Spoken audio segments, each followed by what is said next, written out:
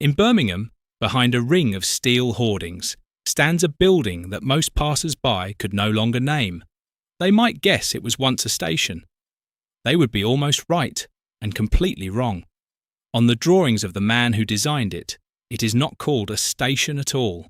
It is called simply the principal building, a stone frontispiece built to stand before a railway terminus and give arriving travellers their first sight of the city. That terminus is long gone. The frontispiece still stands. It is the oldest surviving piece of monumental railway architecture on Earth, and it has spent nearly 190 years being mistaken for something it never quite was. Section 1. The building nobody meant to notice. London, 1836. The London and Birmingham Railway takes on an architect named Philip Hardwick and hands him a peculiar brief. He is not asked to design a station. He is asked to design the thing that stands in front of one, a monumental face, something to tell an arriving passenger that they had reached somewhere that mattered. On the ground floor, he drew a general office, a traffic office, a waiting room. Above them, a boardroom and the secretary's rooms. On either side, covered carriage porches, so a traveller could step down from a carriage out of the rain. It was to be symmetrical, solemn, and permanent. It was almost none of those things. The southern carriage porch may never have been built at all. A row of privately owned houses appears to have stood exactly where it was meant to go, and the grand symmetry of a national railway gave way quietly to a domestic property dispute, and the building began changing before it had even opened. In April 1838, the Times reported that a refreshment saloon would take the space set aside for the traffic office. By the following year, Hardwick was drawing up costs to turn the boardroom itself into more room for refreshments. A building conceived as the dignified seat of a railway company was, within a year, turning into somewhere to get a cup of tea. The word that attached itself to it was hotel. It is not a word to be trusted here. First, the Victoria Hotel, then, from 1839, the Queen's Hotel. But this meant refreshment rooms and nothing more. There were no beds. Actual bedrooms did not arrive until 1841, in a separate 4-storey wing bolted onto the north side, designed by a different man, Robert Benson Dockwray. Building it meant demolishing the very carriage porch and yard gates that had stood there. What Hardwick left behind is close to square. 3 stories of sandstone over a basement built around a hall that rises the full height of the building to an octagonal lantern. Across the front, 4 great Greek Ionic columns, unfluted, rising straight from the stone with no bases, carrying an entablature that runs unbroken around all 4 sides. Above the central bay, in the earliest prints, there is raised lettering. It reads, London and Birmingham Railway. That lettering is gone now. The building has been stripped of the words that named it. Above the door, a carved coat of arms still belongs to the London and Birmingham Railway Company, a company that has not existed for well over a century, and there is one small deceit inside. The front of the building promises the Ionic order. Step through the door, climb the stair, and at first floor level the columns quietly become Doric. Few visitors would ever have noticed. It is not clear that anyone was meant to. The staircase itself is stone, with iron balusters and a mahogany handrail, and round the back, on the face that once looked out over the working station yard, Hardwick spent almost as much care as he had on the front. 2 engaged Ionic columns, a first-floor window given its own small triangular pediment and its own balcony. Formality lavished on a wall that almost nobody but railway staff would ever see. All of it cost around £26,000. Its twin, at the London end of the same line, cost £35,000. The cheaper of the 2 is the one still standing, but that is getting ahead of the story. Section 2. 2 railways, 1 plot, no through line.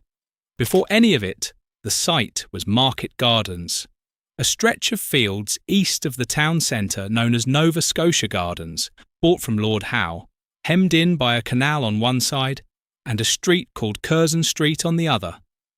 It sat about a mile short of the town. It never got closer. Not for want of ambition, but because of the shape of the ground, and it was never meant to be one station. It was meant to be two. Two rival companies were to share the same patch of land, the London and Birmingham Railway arriving from the south, and the Grand Junction Railway whose line up from Liverpool and Manchester had already opened.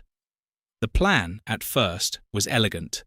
The two lines would meet end to end, and a train could run from London straight through to the northwest. But the plan collapsed.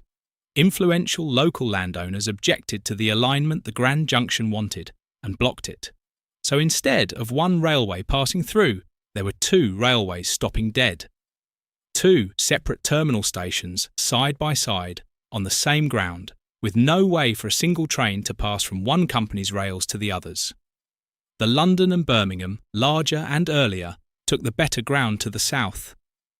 A neat pair of platforms, arrival and departure, under a great train shed of iron and glass, 217 feet long, engineered by John Joseph Bramah. The Grand Junction was left with a triangular sliver to the north, so cramped that its own platforms had to be staggered rather than set side by side, simply to fit the space. It had its own entrance building too, by a different architect, Joseph Franklin. That building has since been almost entirely demolished. Only Hardwicke survives. Reaching Birmingham at all had not been simple. When the London and Birmingham side opened in the spring of 1838, its trains could at first run only as far as Rugby, because the long tunnel at Kilsby, further south, was still unfinished. It was the 17th of September that year before a single train ran the whole way through, from London to Birmingham. 112 miles, in 4 hours and 48 minutes. And there is one final absurdity. The Grand Junction's line had opened a full year before its neighbours, and yet it could not reach Curzon Street on time, because its own viaduct across the valley of the River Raya, 28 arches of it, was not finished. So for 2 years it terminated at a temporary station up the road, and only reached its permanent platforms in 1839. It arrived late to a station it had been meant, from the very beginning, to share. 2 companies, 1 plot of land, and not a single rail joining them. Section 3. The Lost Twin at Euston. The twin is where this turns. When Hardwicke designed the face of the Birmingham terminus, he designed it as one half of a pair. At the London end of the same railway stood his other great work, an enormous Doric gateway, a propylaeum that everyone came to call simply the Euston Arch. One announced the start of the line, the other announced its end. They were meant to be seen together, from opposite ends of the same journey. For more than a century, they were. Then in 1962, the Euston Arch was pulled down. It was demolished to make way for a new Euston station, on the personal authority of the Prime Minister of the day, Harold Macmillan. It did not go quietly. A campaign to save it drew in the poet John Betjeman, the architectural historian Nicholas Pevsner, the Victorian Society, and a number of sitting members of Parliament. It failed. The reason it failed came down, in the end, to a sum.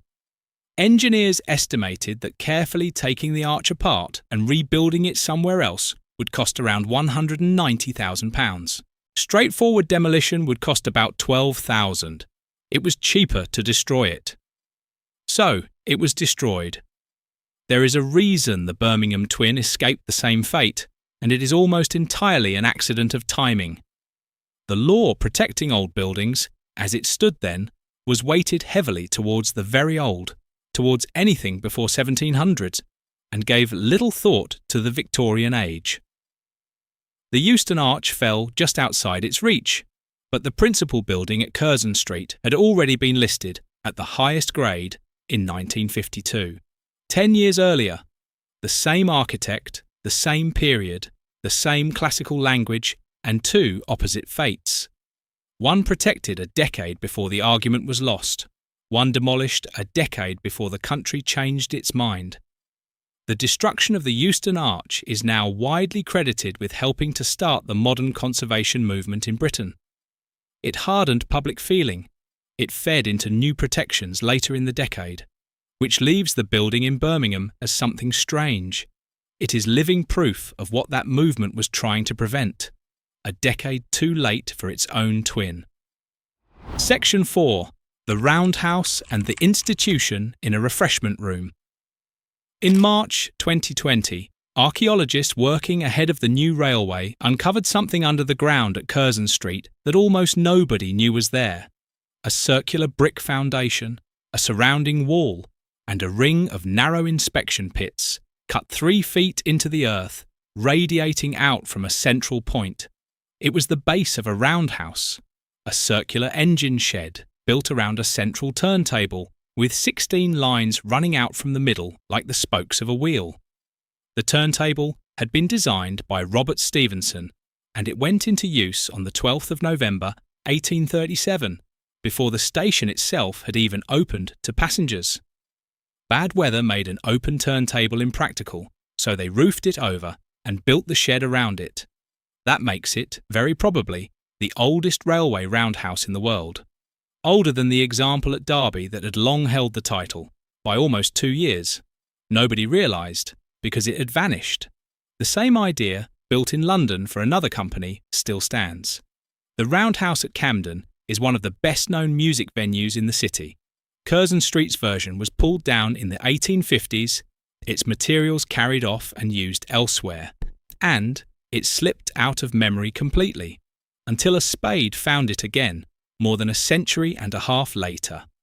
What was found is to be kept and built into the new station. But the roundhouse was only half of what this building left behind. The stranger half survived above ground, in a room that no longer exists. On the 27th of January 1847, a meeting was held in the hotel wing of this building. Out of that meeting came the Institution of Mechanical Engineers, with George Stephenson, father of Robert, installed as its first president. The story that came down, told later by Stephenson's biographer, is that George Stephenson had been refused entry to the existing Institution of Civil Engineers unless he first submitted an essay proving he was capable of being an engineer. He was, by then, the most famous engineer in the country. His colleagues, the story goes, were so affronted that they founded a rival body that would not merely admit him, but put him at its head. Later, historians have wondered whether the insult was ever quite so sharp. The date, the place, and the presidency are not in doubt. The institution stayed in Birmingham until 1877, then moved to London, and finally to its own headquarters at 1 Birdcage Walk in 1899. Today, it has more than 110,000 members across some 140 countries. The room where it began is gone. Dockray's hotel wing, the actual space in which those men sat, was demolished during the restoration of the early 1980s. A single plaque, marking the institution's 100th year, was saved from the rubble and moved into the surviving building. A global profession of over 100,000 people can trace its first meeting to a room that Birmingham knocked down. Section 5. The station that refused to die. In 1854, a new station opened half a mile to the west, Birmingham New Street, and Curzon Street lost its passengers almost at once. The hotel closed the same year, but it did not stop. It simply changed what it was for, again and again, for more than 100 years. From 1874, a corner of the old station reopened as an excursion station, running day trippers out to Sutton Coldfield on bank holidays and fair days to take the pressure off New Street. The platform sat in the corner where New Canal Street met Banbury Street. It ran for nearly 20 years. It closed only so that New Street's own approach could be widened from 2 tracks to 4. For the rest of its working life, it was a goods station, and one of the busiest in the country. By 1914, it employed more than 2,000 people. It kept around 600 horses and 900 wagons, in a yard where individual wagons were still shunted by hand, hauled one at a time by horse and capstan. It was freight moved by muscle and rope and animal in the last decades before motor lorries took the work away. The old passenger platforms were put to new use. Fruit and vegetables passed through what had been one company's arrival shed, grain and flour through another. General goods moved beneath the original 1838 train sheds, where the first passengers had once stood. Then the war came to it. During the Second World War, an oil bomb and an incendiary struck the principal building directly, with more falling nearby. The damage, remarkably, was mostly superficial, and it was repaired. A building designed to match the grandest railway gateway in London took a direct hit of its own and carried on. It closed to goods traffic at last in 1966. The platforms and the sheds came down, and with that, the site finally stopped carrying freight, 112 years after it had carried its last scheduled passenger. A century and more, still working, mostly unnoticed, long after the world had decided it was finished. Section 6. Survival by accident and where things stand now. Twice, the building nearly went the way of its twin. British Rail applied to demolish it in 1970. The application was refused. It applied again in 1978. Refused again. The structure that had survived a war and two rival railway companies and the loss of its own reason to exist kept surviving. Only now it was surviving committee rooms and planning files. In 1979, it passed to Birmingham City Council, which restored it over the following 3 years. That restoration saved the building. It also demolished the wing where the engineers had met in 1847. After that, it drifted. For a time, its tenants included a University of Birmingham student theatre group, the Three Bugs Fringe Theatre. It held the occasional art exhibition, a Grade 1 listed former boardroom, once the face of a national railway, quietly hosting student drama.